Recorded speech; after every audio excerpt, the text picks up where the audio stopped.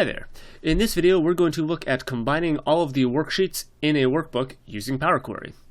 So this is a fairly common problem. Let's bring over a workbook that we've got over here. Over here in this example workbook, this is Worksheets to Combine Basic.xosx.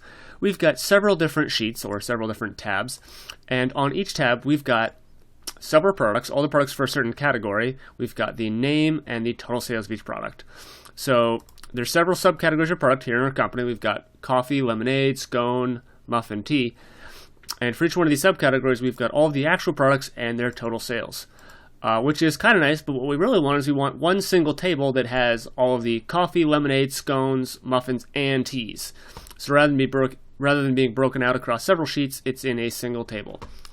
This is a fairly common problem. So let's go ahead and close this guy. Remember, it's Worksheets to Combine Basic.xosx.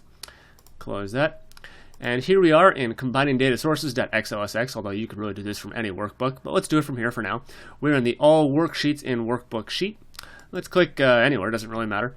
And let's head over to the Power Query tab and get our data not from a table, but from a file. So we're going to get it from an Excel file. So we're going to head to wherever the data is stored.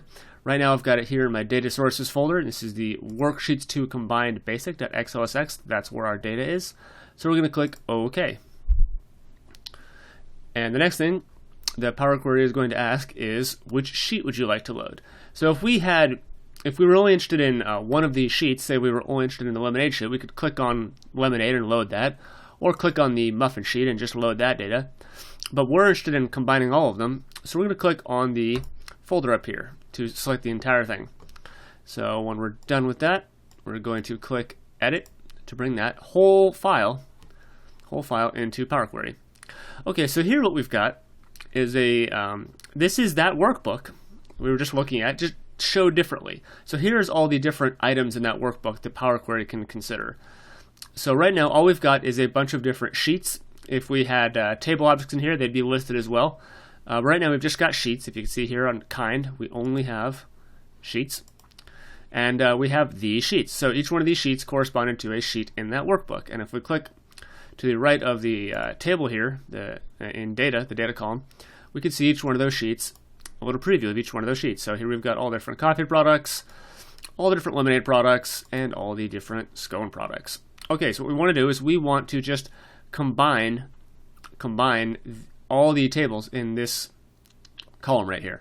So the naive approach, and it'll get you a part of the way there, but isn't a complete solution, is to just right-click on this and say remove other columns, and then we've got all these tables, so we're just going to hit the expand button and uncheck that and click OK. The problem is that we've got this product name total sales listed several times. Now we could do a remove duplicate rows and handle the problem that way, but that's kind of a clunky way to handle it. Let's do it in a slightly better way. So I'm going to uncheck that to remove that step. I'm going to uncheck that to remove that step as well. What we really want to do is add a custom column, which basically takes each one of these tables and just promotes the headers. So let's go ahead and do that. Now, let's say that I don't remember what the promote headers function is off the top of my head. Well, that's a fairly common problem. You could go look it up. It's fairly easy to look up, but we're going to use a little trick to get it a little faster. We're going to right-click up here and just say, let's see, use first row as headers. And so now we've added a step that we don't actually want. We don't really want this step, but what we've got out of it is the name of the function. So the function is table.promoteHeaders. So we don't really want to apply it to the source step. I'm going to copy that and remove that. What we want to do is apply it to each one of these mini tables. So now that we just copied that function, let's head over here to Add Columns, go to Add Custom Column, and we're going to call this Promoted Headers. And we're going to click down there. We're going to do Control-V to paste. Okay, well there's the function, but we don't want to apply it to the source step. We don't want to do that. What we want to apply it to is each one of these tables here in the data column. So I'm going to hit Delete and head over here and just double-click on Data. Click OK. So now, if we look here where we started, this is right, except the fact that the first row is actually the headers. If we click over here, well now we've got the first row is the first row, and the headers are actual headers. So if we look at each one of these, this is the correct data that we want to combine together. So now, it's fairly simple. Let's say If we wanted to be quick, what we could do is we could do that same thing. We're going to remove other columns, and then we're going to expand this one. Make sure that use original column name as prefix is unchecked. And that gets us most of the way there. But let's just say for sake of argument that this is what we want, but what we also want is for each row we want to know what the subcategory was for it.